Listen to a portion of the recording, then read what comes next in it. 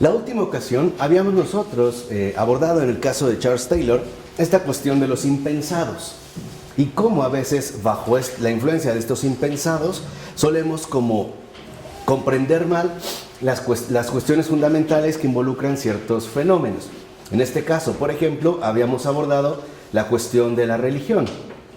Y dice Taylor, para continuar, podría mencionarse el fenómeno fundamental de la siguiente manera, que era la forma en la cual se ha solido como definir, o los intentos que se han hecho para tratar de definir lo que llamamos secularización. Y dice, si bien se puede conceptualizar de otras maneras, la secularización alude principalmente a las creencias de las personas. El núcleo de aquello a que nos referimos cuando decimos que esta sociedad es más secular que las anteriores reside en que en las sociedades actuales la vida de menos personas está influida por creencias religiosas que en las sociedades anteriores. Esto sí. ¿Por qué? Porque la inmensa gama de alternativas que tenemos, que no son precisamente religiosas, se ha incrementado sobremanera, ¿no? Y eso lo vimos, por ejemplo, en la ocasión anterior. Por ejemplo, para poder entender algún tipo de fenómeno, no sé, por mencionar un caso, quizá algún problema de salud, quizá las creencias religiosas no intervienen de inmediato para la comprensión de este fenómeno. De antemano, quizá podríamos apelar o acudir a, ideas, por ejemplo, que tengan que ver con la medicina o la biología o los avances científicos, como que de cierta manera están como más disponibles para nosotros. En ese sentido, las creencias religiosas han perdido como vigencia, ¿no? Han tendido a ir desapareciendo de nuestro propio panorama conceptual. No son recursos que estén tan patentes como quizá anteriormente sí lo estaban. Entonces dice Taylor, así pues, una vez abandonado el intento de definir la religión de una forma que resulte aplicable universalmente, es posible particularizar aún más lo que ha sido sometido a presiones diversas a lo largo de la modernidad, ¿no? Ir, digamos, aterrizando las cosas de manera más concreta para entender la cuestión del asunto que se está tratando. Entonces dice Taylor, de hecho, solo comprendemos la especificidad de esta cuestión si la abordamos desde dos vertientes. Primero, en términos de lo que supone como potencia sobrehumana, en este caso, en términos de Dios. Y segundo, en términos de lo que esta potencia nos reclama, o sea, de la perspectiva de transformación que inaugura, que habíamos visto ya también en una secuencia anterior. Entonces, en nuestra civilización parece haber dos posiciones muy diferentes que se podrían describir al mismo tiempo como temperamentos y como perspectivas, que son ahora, digamos, dos rasgos centrales que iremos abordando. Y comienza siendo un interrogante Taylor. Dice, ¿qué pensamos, por ejemplo, de San Francisco de Asís en estos momentos, con su renuncia a una vida potencial de comerciante acaudalado para asumir la radical austeridad de la pobreza e incluso los estigmas? ¿Qué pensamos ahora de un San Francisco de Asís que ha, digamos, optado por la transformación radical que lo condujo a la austeridad de la pobreza, de una pobreza asimismo radical, e incluso los estigmas, y que rechazó al menos la posibilidad bastante latente de ser un comerciante acaudalado, hoy diríamos un empresario exitoso, ¿no? De acaudalado. ¿Qué pensamos de esto? Dice, por ejemplo, Taylor, en este caso podemos sentirnos conmovidos por este llamamiento a ir más allá de la prosperidad, en este caso de la prosperidad inmanente, vamos a decirlo así, de los horizontes usuales de la vida en el mundo. Por ejemplo, tener éxito, ser un hombre con muchos negocios, etcétera, etcétera, etcétera. Dice popular, etcétera. Dice, a lo mejor nos podemos sentir como conmovidos, ¿no?, por este llamamiento. Y podemos asimismo sentir la inclinación a poner atención en la realidad de la perspectiva transformadora. Con ello, justamente lo que destaca Charles Taylor es que la creencia en Dios no solo se limita a un conjunto o un cúmulo de ciertas certezas, por así decirlo, racionales, sino que la adhesión a la creencia, o sea, la vida creyente, sí implica una transformación de vida, una perspectiva transformadora. un cambio radical en la forma de vida, por lo menos entendida en términos netamente humanos. O sea, en el caso de la vida creyente, sí ocurre algo completamente diferente a lo que nosotros podríamos suponer. En pocas palabras, que esta creencia posee una dimensión trascendente, porque rompe los moldes inmanentes a los que estamos acostumbrados. Por eso mencionó el caso de San Francisco de Asís. Dice, pero quizá también podemos considerar que San Francisco de Asís era un ejemplar paradigmático de lo que Hume llamaba las virtudes monacales, y por ende, un practicante de la abnegación absurda que representa una seria amenaza para el beneficio mutuo, en este caso civil. O sea, en pocas palabras, tal parece que ante esta cuestión tendríamos dos alternativas. La primera es considerar que la creencia en Dios involucra en efecto una perspectiva transformadora de la vida. Y entonces podríamos considerar dentro de esta perspectiva que un San Francisco de Asís es un santo. O bien podríamos decir que entonces un Francisco de Asís es un loco o un tonto, porque iría en contra de, digamos, el orden inmanente que domina en el mundo, ¿no? Digamos, la obtención de fama o de riqueza o de honor, de vanagloria, de reconocimiento, etc. Dice, cabe mencionar que muchos han adoptado una posición intermedia entre los dos extremos, rehuyendo del materialismo o de una concepción estrecha de la moralidad del beneficio mutuo. O sea, ni lo uno ni lo otro, ni santo ni loco, como que buscan quedarse a la mitad de camino, pero sin querer regresar a las afirmaciones contundentes de la concepción transformadora con sus creencias y convicciones de largo alcance acerca del poder de Dios en nuestras vidas. Entonces, aquí lo que vemos es que algunos consideran que no es necesario ser un santo, pero que tampoco hay que caer, por ejemplo, en la no creencia. Que uno podría mantenerse como que a la mitad de camino tratando de ser, por ejemplo, un buen ciudadano, en base a los lineamientos del orden civil. Pero lo que Charles Taylor destaca es que en este caso se pierde de vista algo fundamental, y es la acción concreta y real de la gracia.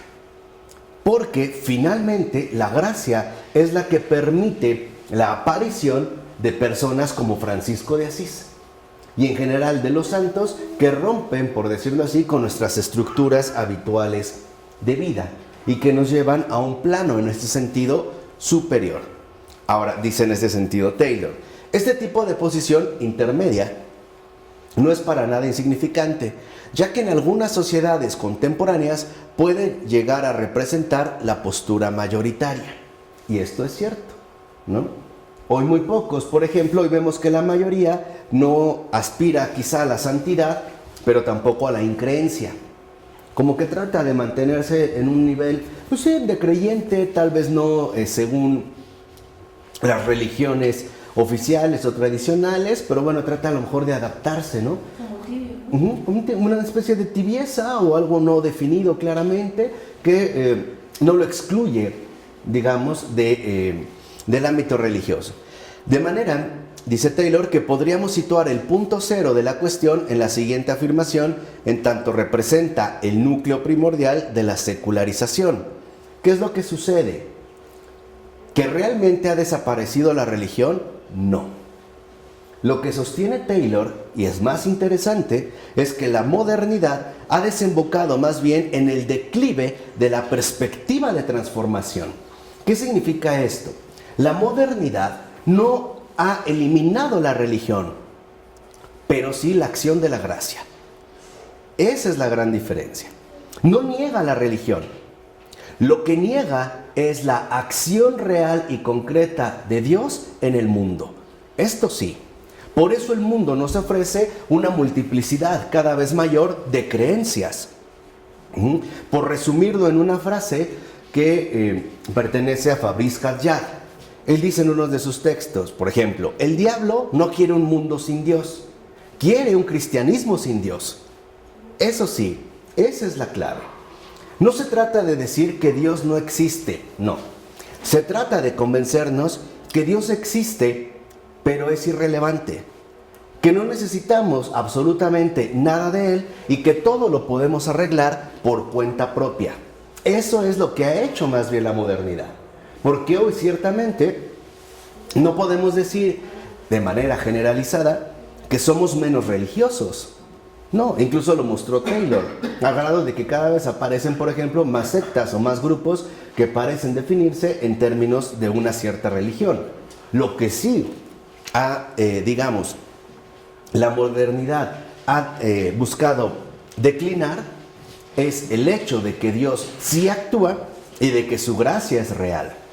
Y esto es algo distinto.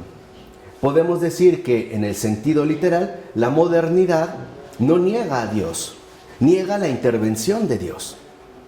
Y esto es algo importante. Para los modernos, lo fundamental no es afirmar que Dios no existe, no. Lo fundamental es que no estemos dispuestos a recibir su gracia. Y por eso que no podamos entrar a la perspectiva de transformación.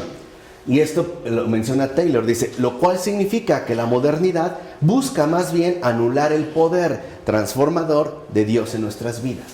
Esto sí. Por ejemplo, volvamos al caso que les mencioné de la salud. Quizá si nos diagnostican una especie de enfermedad grave, la primera alternativa que pensamos es tomar una vía médica, por ejemplo, ¿no? De tal manera que aunque Dios esté presente, no sería necesariamente lo primero. Más bien podría quedar relegado a lo segundo, a lo tercero e incluso a lo último. Si ya no tendríamos, por ejemplo, otra alternativa. Y esto es lo fundamental. O sea, hoy no se trata de crear un mundo sin Dios, no, sino un cristianismo sin Dios. Cristianos que no reciben al Señor en sus vidas, que no literalmente reciben la gracia y que por lo tanto quieren vivir un cristianismo según sus propios gustos, exigencias, preferencias, criterios, etc. Digamos, sería el efecto más profundo de la secularización. Entonces, cuando decimos, por ejemplo, que actualmente vivimos en un mundo secular, no significa que solo vivimos en un mundo con menos religión con respecto al pasado, eso lo explicamos la vez pasada, sino que vivimos en un mundo que cada vez parece más renuente o mucho más difícil de aceptar la ayuda de Dios, en este caso de recibir la gracia. Por eso esto no implica necesariamente el declive de la religión ni de las creencias religiosas, ya que ambas pueden quedar enmarcadas en un contexto de modernidad humano inmanente, es decir, secular. En pocas palabras, yo puedo seguir teniendo una creencia religiosa, la que sea, como hoy sucede en la mayoría, pero sin dejarme tocar por la gracia transformadora de Dios. Esta es la gran diferencia. Y eso es lo que hoy vemos, básicamente dentro de los ámbitos que llamamos religiosos. Esto sí ha ocurrido, ¿no? O sea, hoy podemos decir que hay mucha gente creyente, sí, pero hay realmente poca gente receptora de esta acción transformadora, de en este sentido, de esta gracia. Así pues, la corriente principal de la teoría de la secularización podría asemejarse, dice Taylor, a una vivienda de 3 niveles.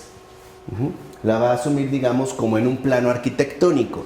Dice, la planta baja representa la afirmación fáctica, o sea, en los hechos, de que la creencia y la práctica religiosa han descendido, ¿no? Como que han mermado, y que el alcance y la influencia de las instituciones religiosas es ahora mucho menor que en el pasado.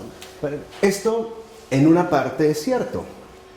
Hoy, por ejemplo, mucha gente se queja de que a lo mejor las personas no asisten a los oficios religiosos, por mencionar un caso. Sí, ese es un aspecto. Pero el sótano, dice, contiene algunas afirmaciones sobre cómo explicar estos cambios. O sea, cuando nosotros tratamos de entender el por qué, puede deberse, algunos lo han hecho en términos de fragmentación social o de la desaparición de la comunidad o del aumento de una racionalización burocrática creciente. Otros apelan a la inundación de las nuevas tecnologías o a la colonización que estamos padeciendo de ideologías erróneas, etcétera, etcétera. Ese es el fondo, el sótano, ¿no? La parte explicativa. Pero esto no agota la cuestión, ya que habría un piso más arriba, por encima de la planta baja, el primer piso, donde se aborda el lugar que ocupa la religión hoy en día.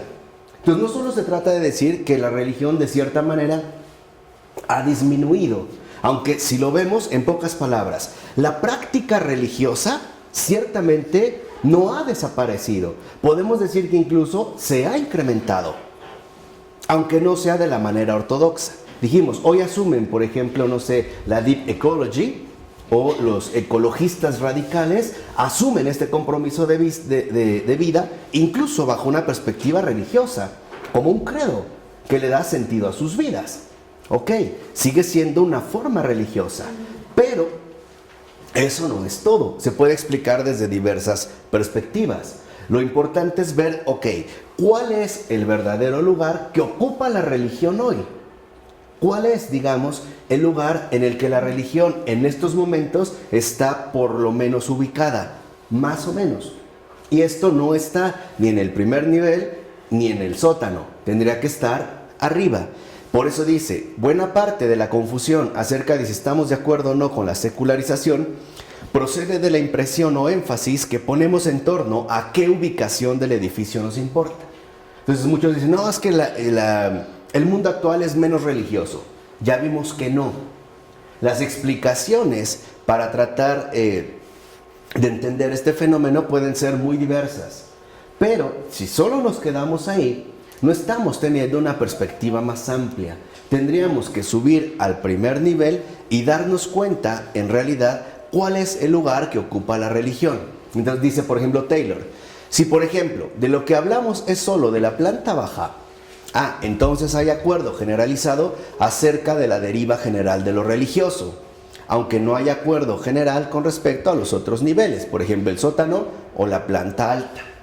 ¿Sí? A lo mejor la gente parece ser menos religiosa, ¿no? Si por religión entendemos una serie de prácticas previamente dadas, pareciera que sí. Por ejemplo, en un detalle muy concreto, antes lo fundamental previo a la comida era la bendición de los alimentos. Hoy esto escasea, ¿no? O sea, no es lo usual, no es lo más común. Ok, pudiera ser que bajo esa perspectiva sí hay un declive, pero también es cierto que se puede redefinir la religión en términos de entidades sobrenaturales. O sea, no solo en términos de prácticas, sino también de creencias. Por ejemplo, de creencias en entidades sobrenaturales. Pero si se afirma que la religión encuentra otras cosas que hacer diferentes, en vez de relacionarnos con ellas, con estas entidades sobrenaturales, equivale a decir que los organismos religiosos encuentran otras funciones o tareas, por definición, no religiosas. En este caso, la religión no opera por sí misma, es decir, según su orientación sobrenatural, sino que se apoya en otra cosa, ya que tendría una función en otro dominio, como la defensa cultural o dentro del ámbito político y hasta económico, que es lo que luego nosotros solemos entender en el caso de las religiones. En pocas palabras, que sus intereses no están guiados por lo sobrenatural, sino por lo terrenal, ¿no? Cuando hablamos, por ejemplo, del enriquecimiento ilícito de la Iglesia Católica, o incluso del gran negocio que ha resultado ser todas las sectas protestantes, ¿no? De los grandes pastores, etcétera, etcétera, etcétera. ¿Por qué? Porque lo que les reclamamos es que se dejen guiar por otras tareas que por definición no sean precisamente religiosas o no estén guiadas, digamos, por la primacía o por lo fundamental de lo sobrenatural.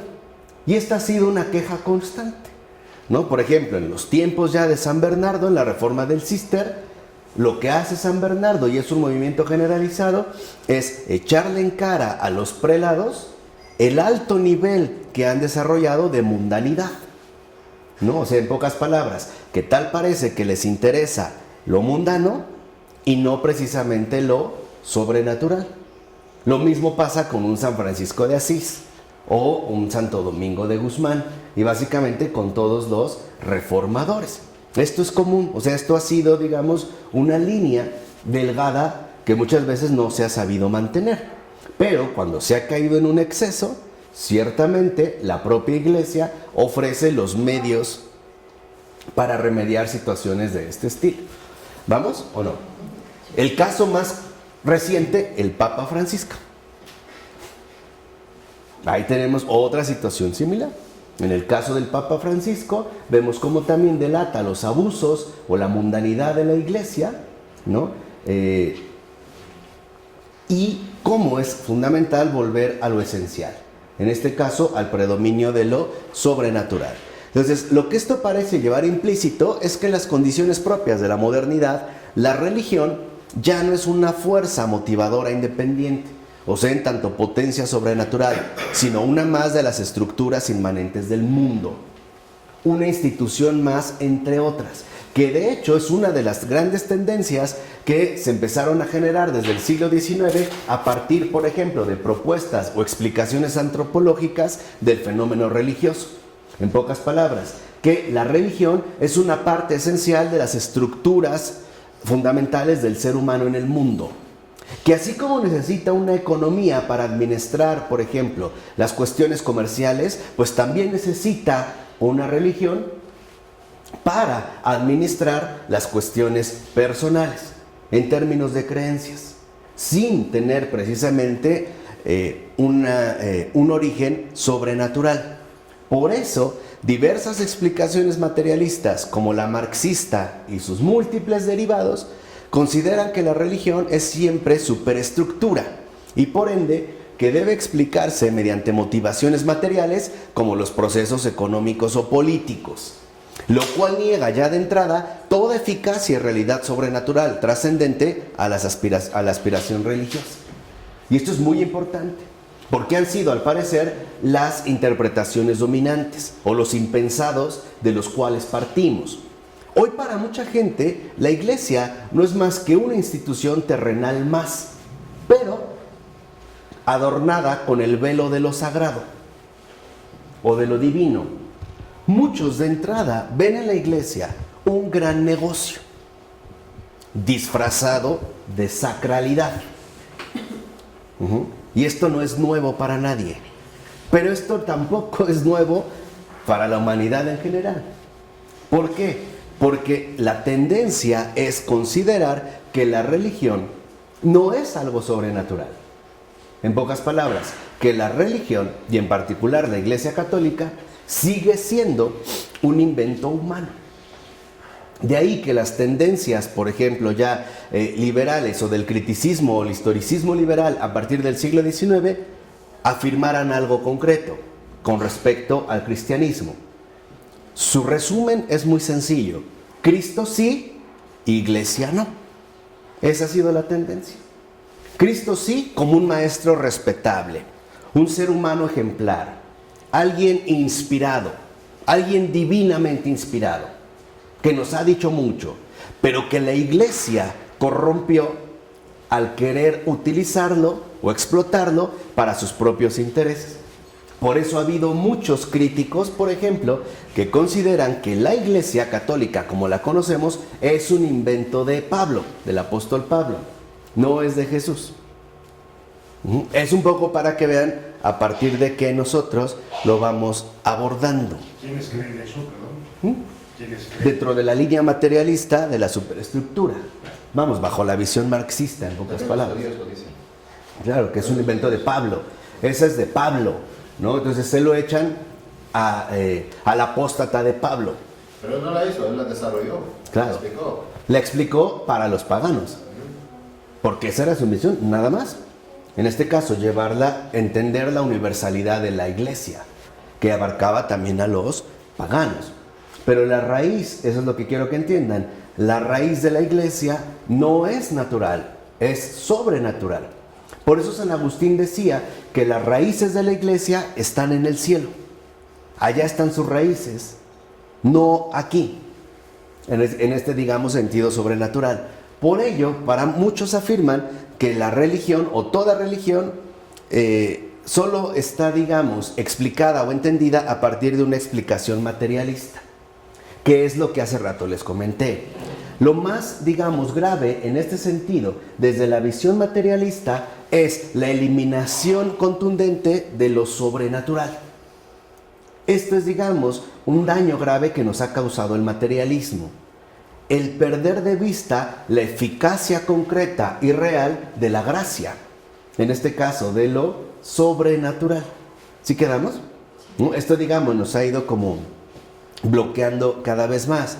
Por eso considera Taylor que las imágenes de la planta superior, o sea, el lugar que ocupa la religión hoy en día, muchas veces plantean desacuerdos con el nivel del sótano, o sea, con el nivel históricamente explicativo. Y de ahí surgen multitud de disputas y controversias que difícilmente encuentran solución.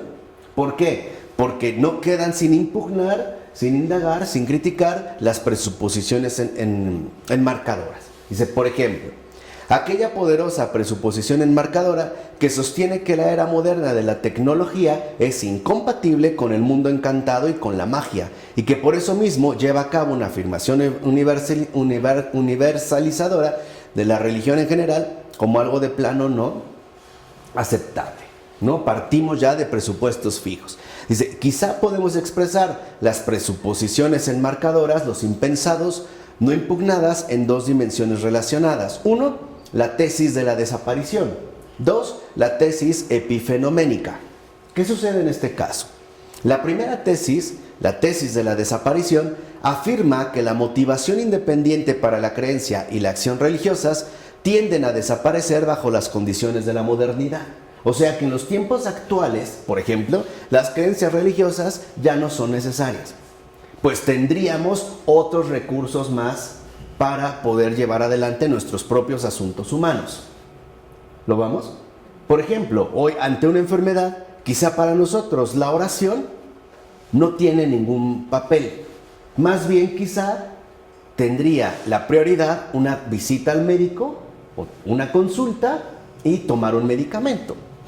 O seguir, digamos, de cierta manera, los consejos básicos de recuperación. Descanso, cama, caldos, bueno, a algunos no les gusta, ¿no? Pero los líquidos o cosas así por el estilo. Un té o qué sé yo. Pero si lo ven, dentro de ese sentido, lo que dicen es que a estas alturas la religión es superflua. ¿Sí? Esa sería la primera tesis. La segunda, la tesis epifenoménica. Sostiene que bajo las condiciones de la modernidad, e incluso siempre, o sea, desde siempre, la creencia y la acción religiosas solo pueden ser epifenoménicas. Epi es un prefijo griego que significa alrededor de, ¿no? Alrededor de. Epifenoménicas, o sea, que aparecen en función de ciertos objetivos o propósitos diferentes. Por ejemplo, el poder político, el dominio económico, la vigilancia social, el control de las conciencias, etcétera, etcétera, etcétera. Que es con lo que estamos más familiarizados. Uno de los grandes intentos de la modernidad es arrancar de raíz de nuestra experiencia humana la acción de la gracia, el misterio de lo sobrenatural. Y esto ha tenido bastante éxito, de muchas y muy variadas maneras.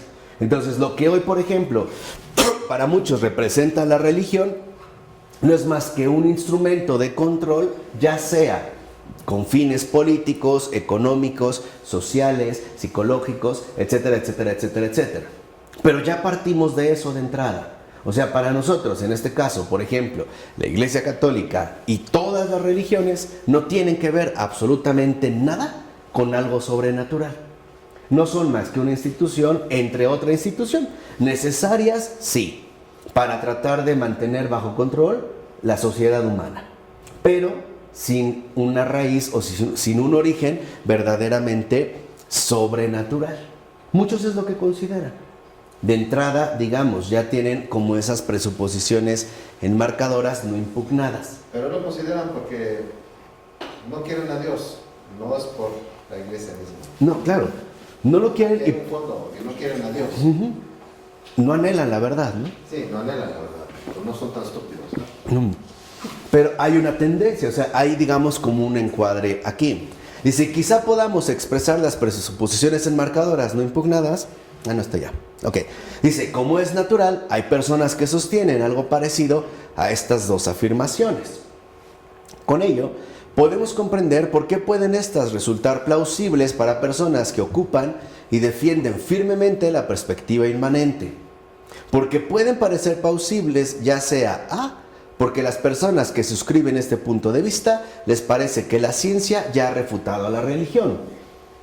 Y o B, porque la motivación religiosa estuvo vinculada siempre y únicamente a la desgracia, el sufrimiento y la desesperanza ante la condición humana.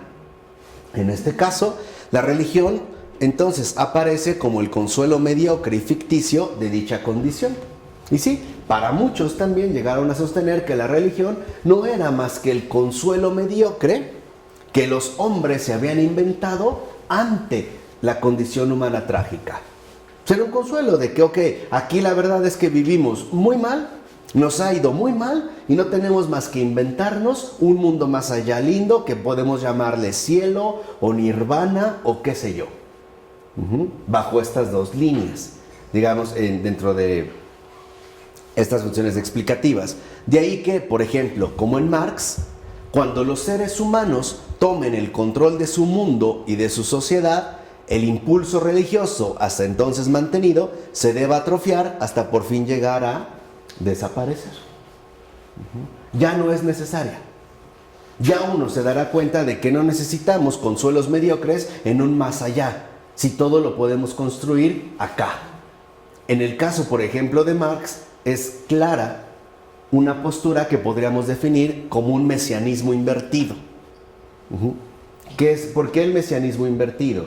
Porque en la perspectiva mesiánica, judía, ortodoxa, el Mesías es el que llega para poner en orden todas las cosas. Hay que esperarlo.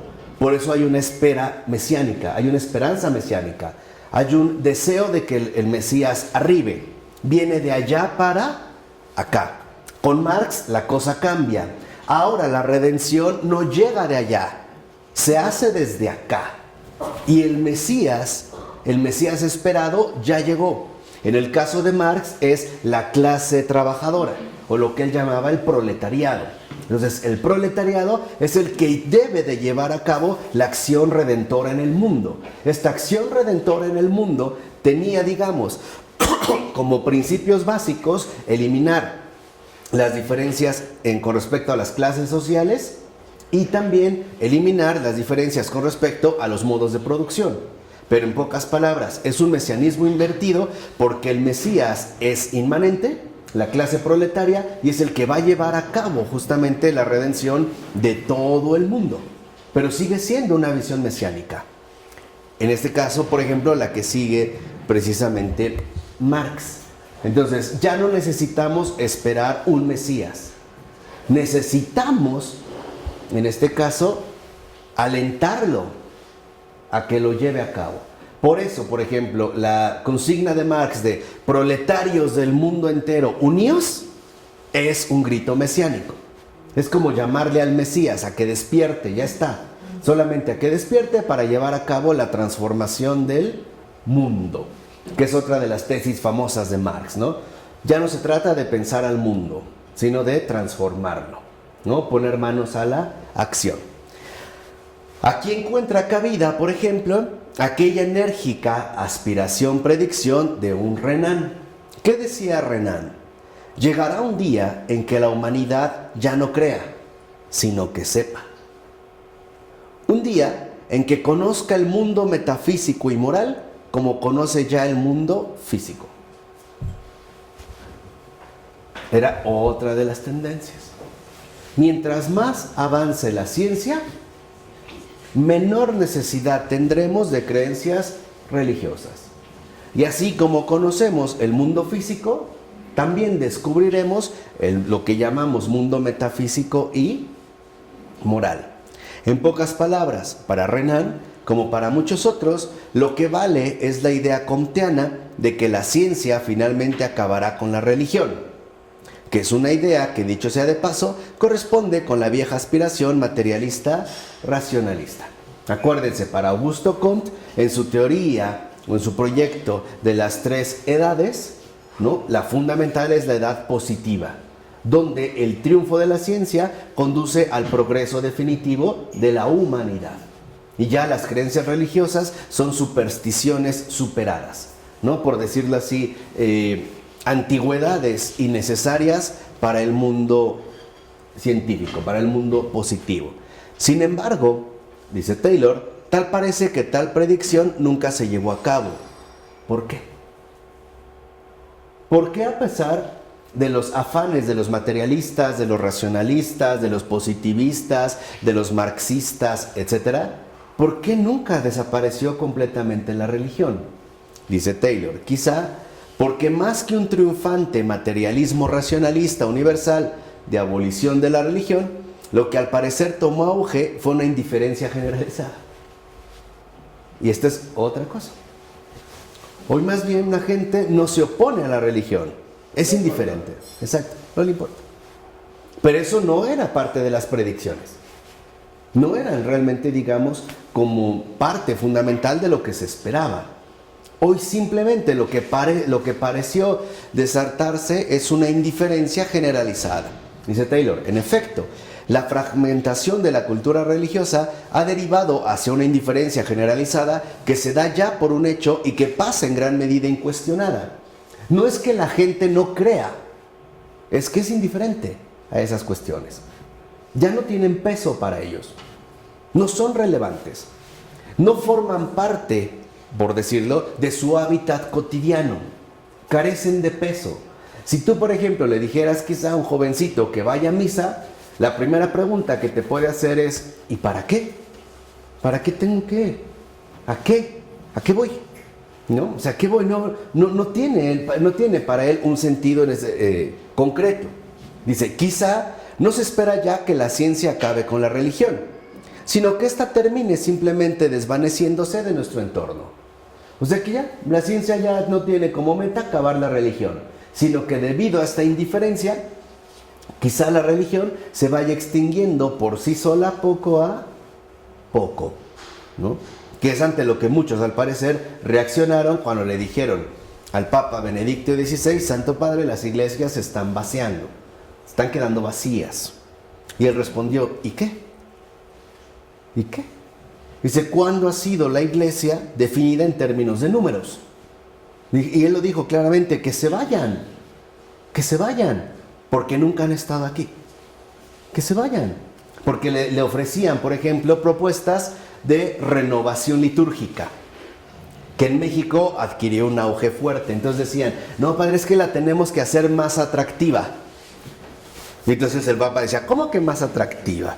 Por ejemplo, ¿cómo que más atractiva? Sí, padre, pues ¿qué le parece si a lo mejor metemos, no sé, así como música más moderna y que la gente se sienta más animada? O no sé, en el caso mexicano, ¿por qué no metemos mariachis? ¿No? Y luces, sonido y colores. Y él dijo, porque no es un circo.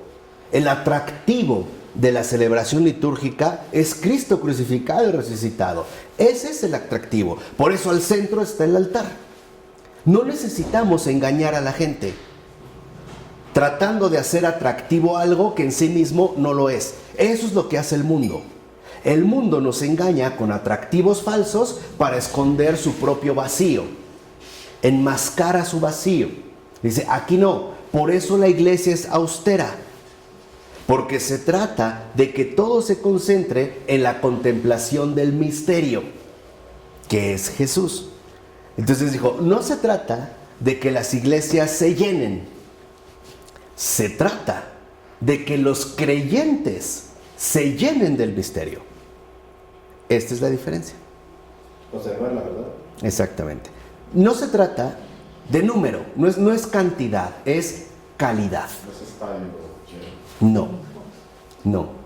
Esta era, digamos, a veces una gran diferencia en nuestros criterios de evaluación.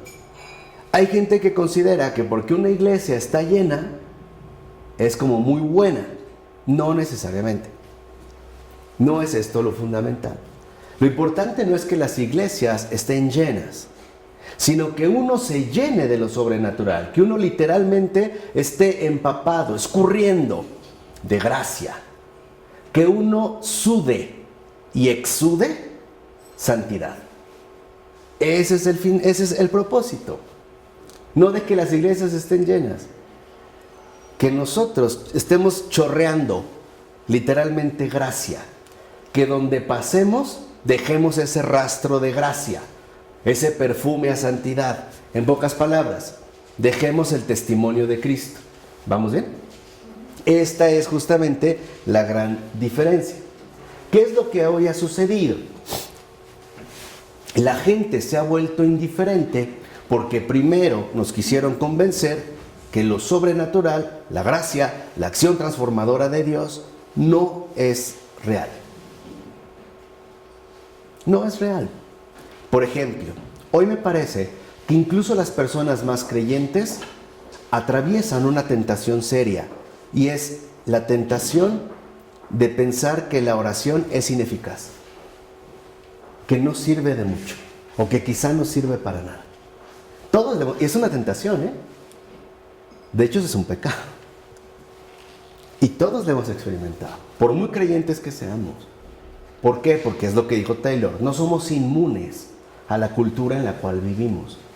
Estamos expuestos a estas olas, porque forma parte también de nuestra propia cultura, ¿sí o no? Sí. ¿Cuántas veces hemos tenido la viva sensación, es más, la convicción de que nuestra oración no sirve de nada? No solo que no es escuchada, que no es atendida, que es como hablar y hablar de al aire, que no sucede absolutamente ¿qué? Nada. Si nosotros que nos decimos creyentes podemos experimentar algo así, ¿qué pasaría con los no creyentes?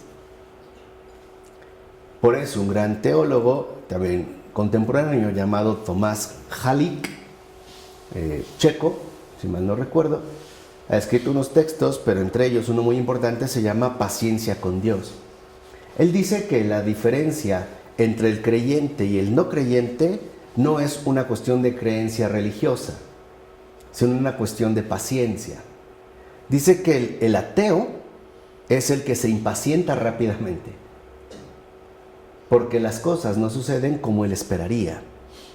El creyente es el que espera el obrar de Dios, aunque esa espera se dilate demasiado, o quizá toda su vida. Recuerdo a Simeón, San Simeón, el que está a la entrada del templo cuando llegan a presentar a Jesús, ¿se acuerdan? Que se para y ve al Señor, lo carga, ¿no? Lo ve y ya canta ese himno. Y empieza con algo muy bello, ¿no? Ahora, Señor, según tu promesa. Ahora, Señor, según tu promesa, puedes dejar a tu siervo irse en paz, porque ha visto, ¿no? Mis ojos han visto a tu Salvador. Porque mis ojos han visto a tu Salvador. Ya. Esperó toda su ¿qué? Su vida, toda su vida, lo imposible. Pero el Señor le había hecho una promesa, ver la salvación, la vio, y ahora se puede ir en paz. Entonces fíjense, Tomás Halík, que por cierto ganó hace poco también el premio Templeton, un poco después de Charles Taylor, él decía que la diferencia entre los ateos y los creyentes es una cuestión de paciencia e impaciencia. Y que los dos tenemos que trabajar mucho en eso, por ejemplo. A lo mejor unos desesperan antes que otros. Dice Taylor, ahora, quizá esto podría ser cierto, pero resulta profundamente improbable que la religión desaparezca así sin más. ¿Por qué? Porque nuestra situación humana, eternamente humana, consiste en permanecer abiertos a dos demandas. La primera, la atracción irrefrenable hacia una perspectiva realidad de transformación. Y dos, por un agregado de resistencias ante este tipo de demandas. Podemos decir que es el conflicto permanente entre la gracia y el rechazo de la gracia.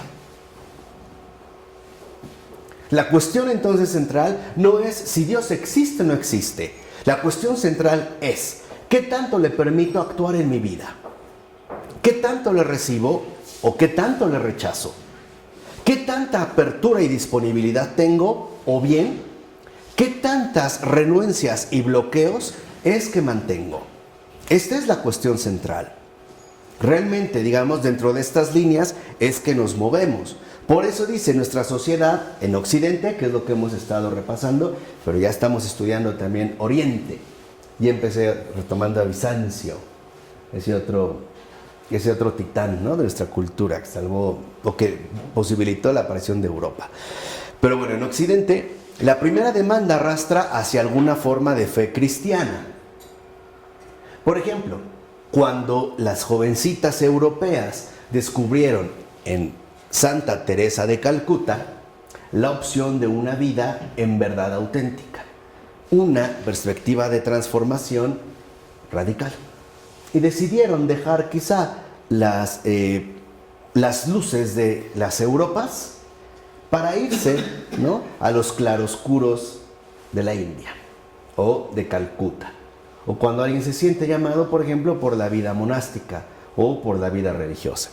O, dice, en este mundo cada vez más plural, alguien puede asumir esta demanda en una modalidad de compromiso transformador judío, musulmán o budista, incluso ecologista o bajo alguna modalidad de altruismo. Porque al parecer lo que buscamos es una transformación, a veces a través de un compromiso más o menos definido. Ahora, la segunda demanda, es decir, este agregado de resistencias, ha tomado forma en la crítica rechazo de la religión a partir de lo laico, que ha sido asimilado con la noción de secular, que entiende la religión como una amenaza o grave peligro para la prosperidad humana, por supuesto inmanente. No obstante, la segunda puede verse modificada por la atracción de una perspectiva de transformación o de algo que afirmen a la naturaleza trascendente de la perspectiva religiosa, de hecho la santidad. Y esto es algo muy especial en lo que nosotros debemos, por lo menos, poner mucha atención. Lo único que convence al no creyente del testimonio cristiano es la santidad. No otra cosa, ¿eh? No es una cuestión de argumentos o una cuestión, digamos, de un modelo humanamente aceptable. Porque hay mucha gente que, y lo dice, es que yo conozco a fulano o a sutano que es ateo, pero es una excelente persona. Es muy bueno y es muy responsable. Claro, porque eso es lo humano. Eso es parte, vamos a decirlo así, del altruismo humano. Pero la santidad lleva más allá de las propias percepciones humanas, porque sería algo sobrenatural. Y esta es justamente la gran diferencia. Acuérdense, no sé, de San Juan Pablo II. San Juan Pablo II, durante muchos años, me parece que los jueves hacía, mientras estaba en Roma, reuniones entre los más destacados intelectuales del mundo entero.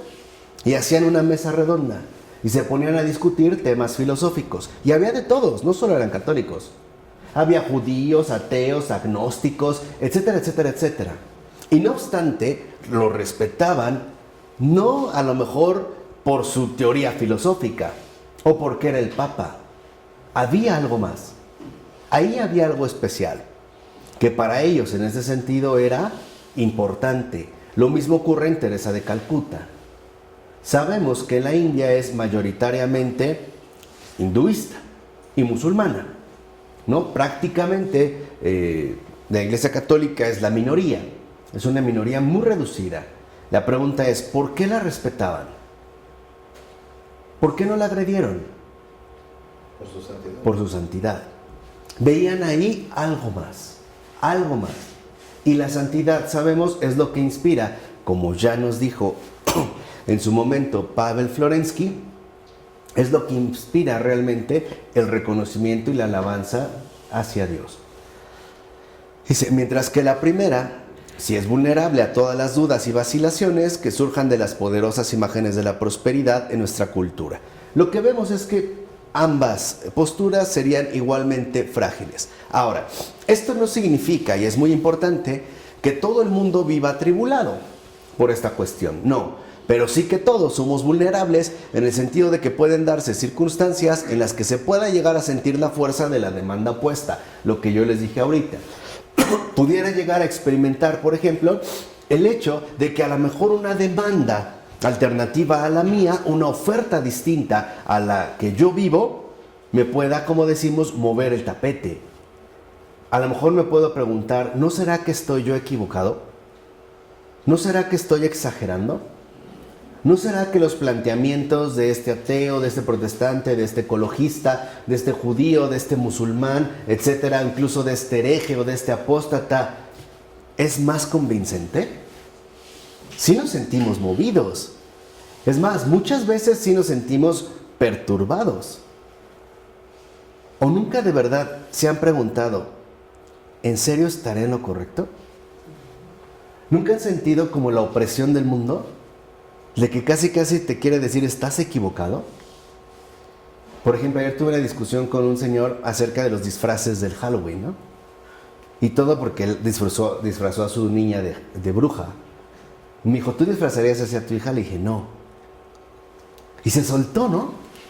Y de repente yo quedé como, por lo menos, como perplejo.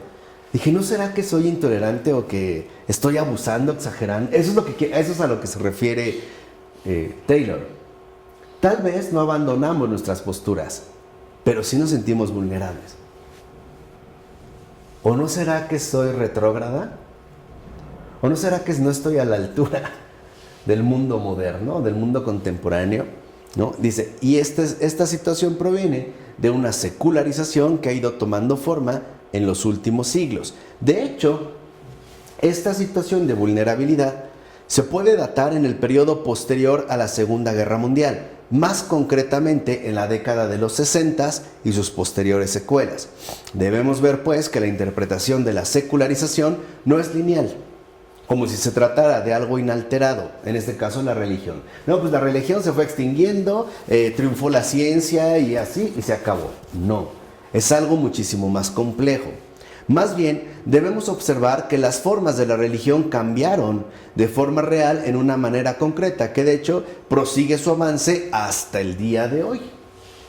Hoy vemos cómo incluso estas supuestas posturas religiosas van tomando como líneas distintas, ¿no? Se están, como hoy decimos de manera frecuente, mutando, como los virus, ¿no? Están mutando. No parecen, digamos, alcanzar una forma definitiva, sino que están como en un cambio constante. Entonces no podemos sostener la tesis de una evolución secular que apunta hacia una especie de muerte de la fe en caliente y de toda forma religiosa. Se acabó y murió. No ha ocurrido. Y tampoco significa que la religión permanece como algo constante e invariable y cuya continuidad refuta la secularización desde la planta baja. No, pues entonces la religión, la iglesia se ha mantenido de la misma forma que siempre. Tampoco, porque tampoco ha sido así. Al contrario, la escena actual, despojada de formas anteriores, es sumamente distinta e irreconocible para cualquier época anterior. Si nosotros ahorita nos planteamos bien el lugar que ocupa la religión, veremos que es muy diferente a cualquier otra etapa. ¿Por qué? 1.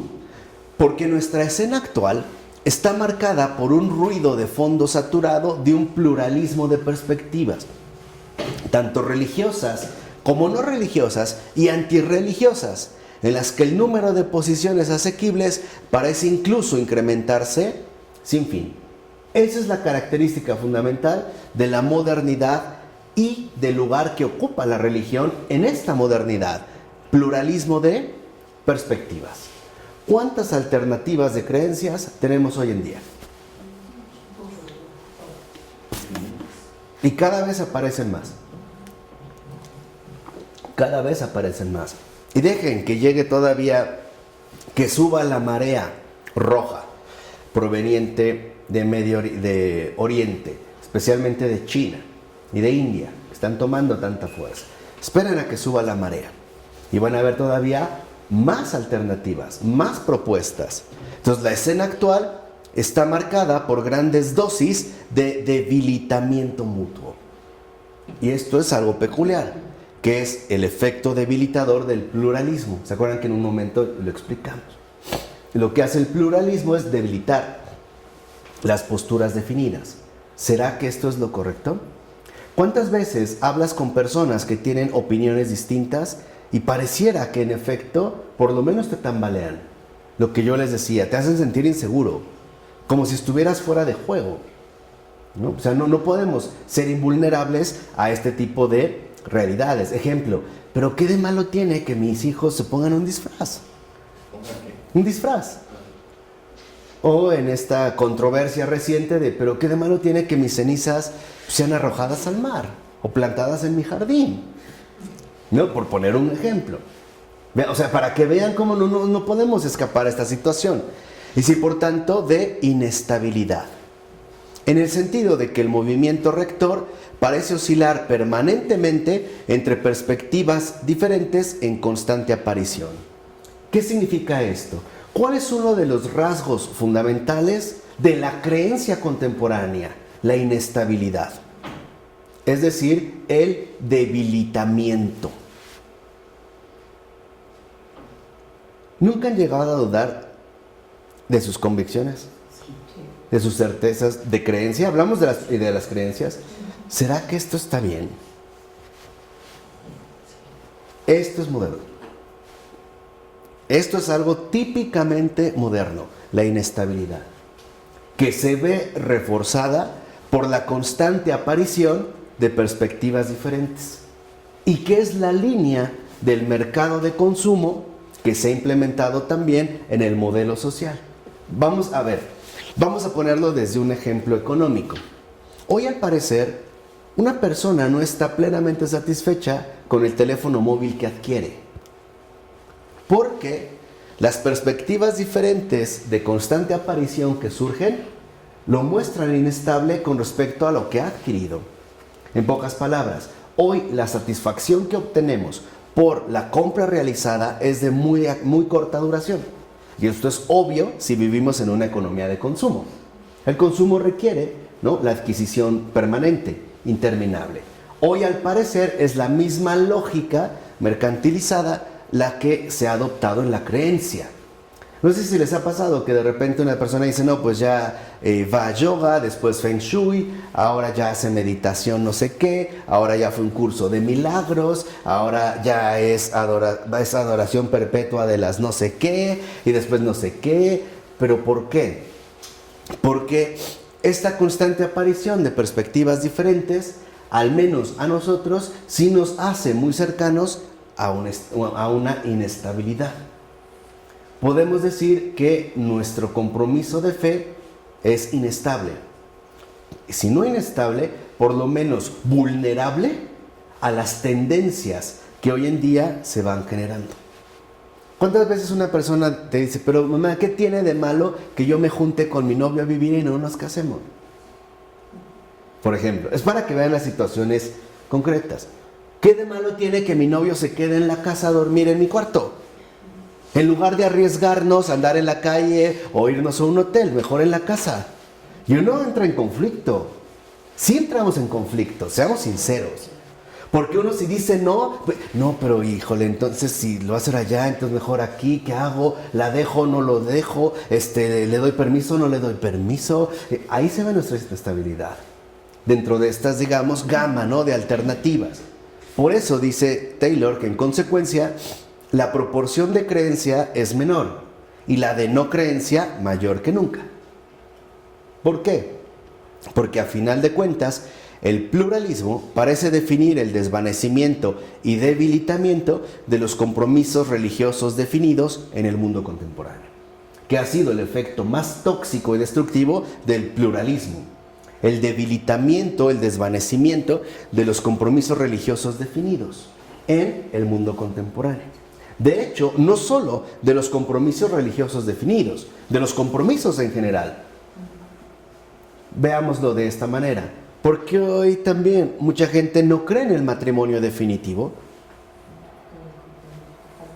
Cuando es que le tiene miedo al compromiso. No es que para él el compromiso, para esta persona el compromiso no es una opción ya.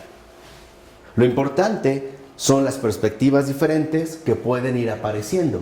En pocas palabras, el minimizar los riesgos en términos de ganancias y pérdidas.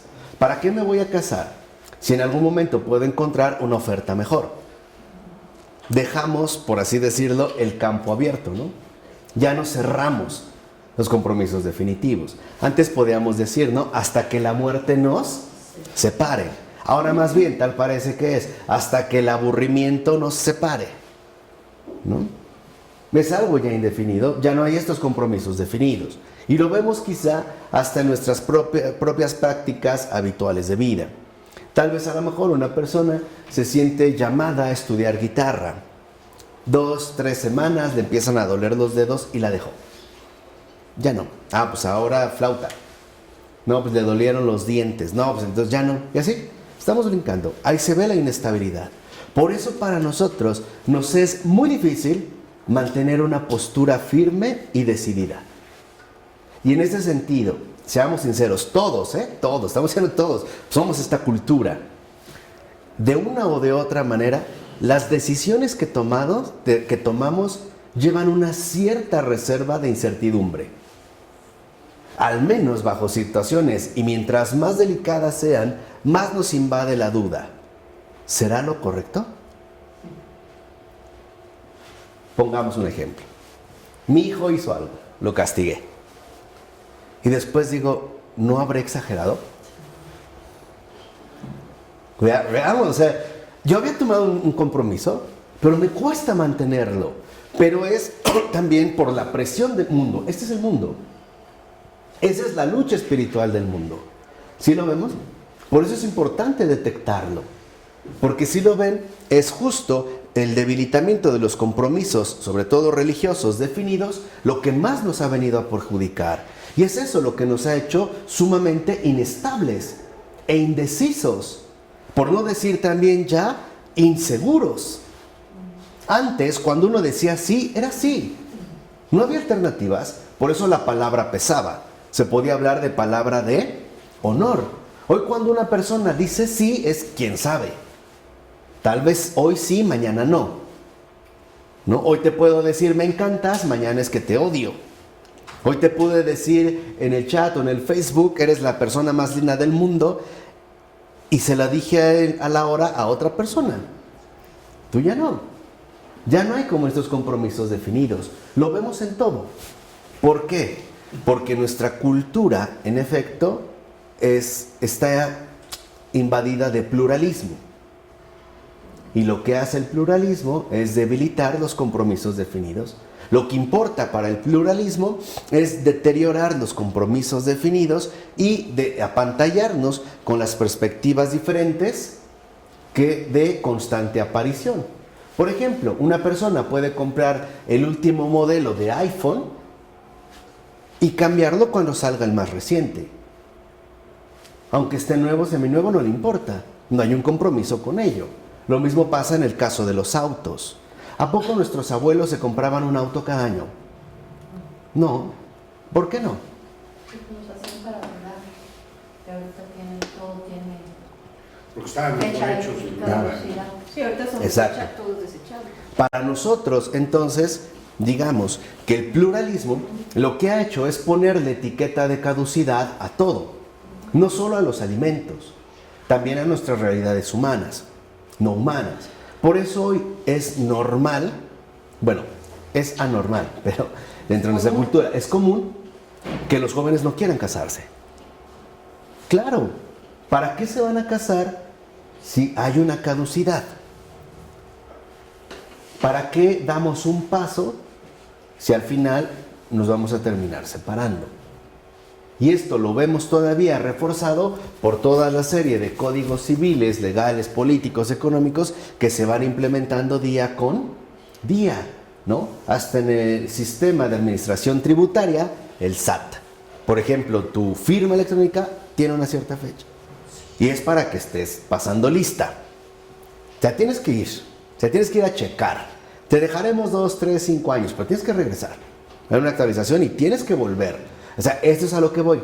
No puede haber algo definitivo. Ahora, resumiendo esta cuestión, ¿qué pasa entonces?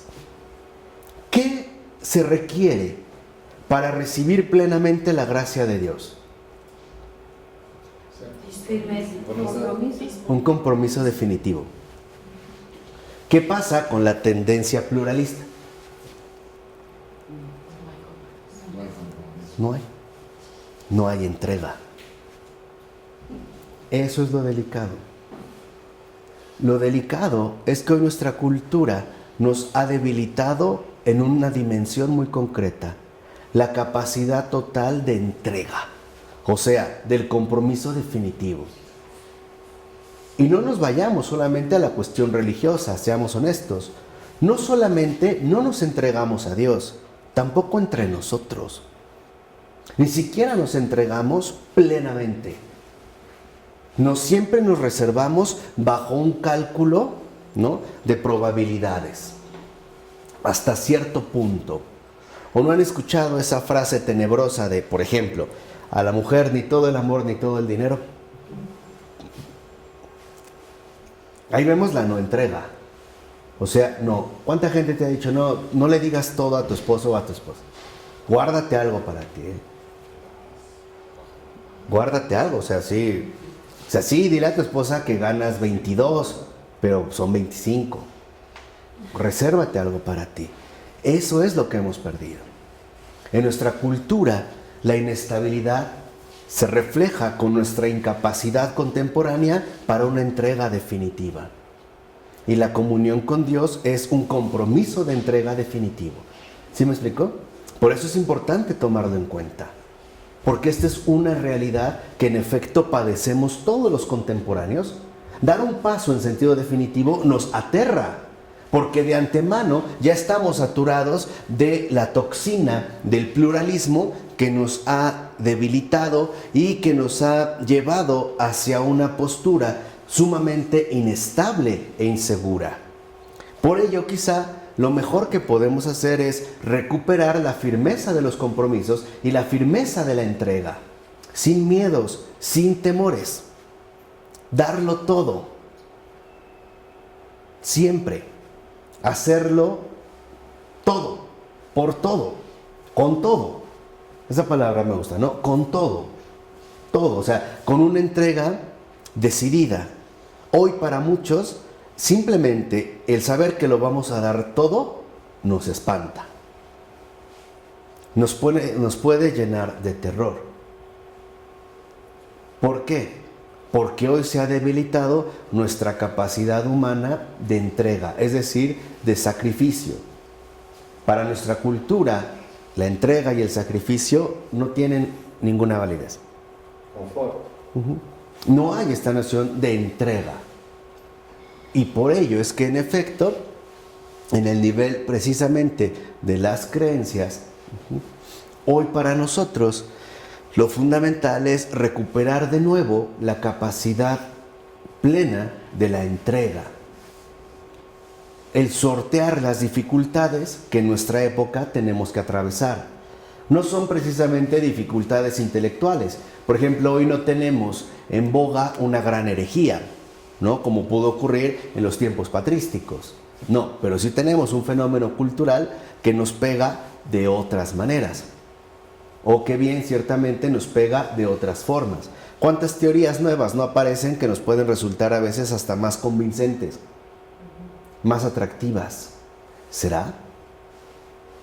¿Será? Y esto nos mueve. Pero lo fundamental es que nosotros seamos capaces, ciertamente, de superar este pluralismo que ha logrado desvanecer y debilitar los compromisos definidos en el mundo contemporáneo, no solo religiosos, en general, cualquier tipo de compromiso.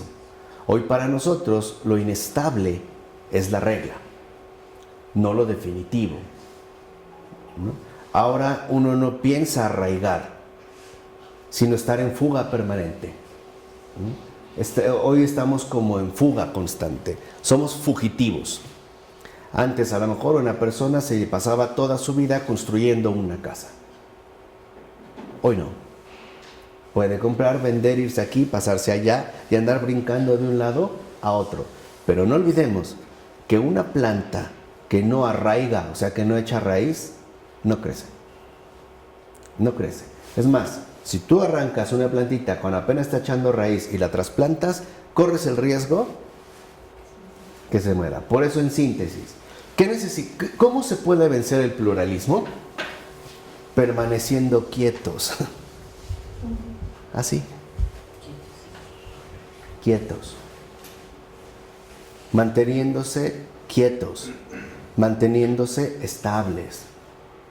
No dejarse llevar, sino manteniéndose firmes, estables. Por ejemplo, en nuestra propia confesión de fe. Creo, por ahí empiezo, me quedo. De tal manera que yo vaya arraigando en mi experiencia de fe. Y no dejarme distraer justamente por toda el efecto debilitador del pluralismo, cuyas perspectivas pueden resultar sumamente atractivas, sumamente seductoras. Porque si no andamos como toros, nos puede enseñar un capote por aquí y vamos por allá, luego por acá y por acá. La idea es eso, que no echemos raíces. ¿Se acuerdan para acabar de la parábola de la semilla que cuenta el Señor? Cayeron en 3 lugares, ¿no? La primera, ¿dónde cayó? A la orilla del camino. La segunda, en lugar rocoso. Y la tercera, en tierra fértil. ¿Qué pasó con la primera semilla? Creció, pero se murió. La primera. No encontró tierra, creció rápido, pero no había. La segunda, Se la comió. llegaron, la atraparon. La tercera fructificó. Lo que hace el pluralismo es que nuestra semilla no arraigue en tierra fértil. El negar, ¿se han entendido? Ojalá que sí, la clase de hoy. Lo que ha buscado la modernidad es negar la acción de la gracia, o sea, la acción divina en el mundo, en el alma humana. Y la manera en la que lo ha logrado es que nosotros no seamos tierra fija y móvil, sino que seamos pantanos movedizos, sin darle oportunidad a que esta semilla de gracia, esta semilla de vida eterna, arraigue en nosotros. Por eso el mejor trabajo que podemos hacer se llama silencio y quietud. Aprendamos a estar tranquilos. ¿Cuánta gente no he escuchado que tristemente me dice, digo, vete a descansar? No, es que yo no puedo estar quieto, no, me siento mal. Tengo que hacer algo. No. Quietos, tranquilos. Permitamos que Dios lleve a cabo su obra. ¿De acuerdo? Vamos a dejarla hasta aquí. En nombre del Padre, del Hijo y del Espíritu Santo. Amén.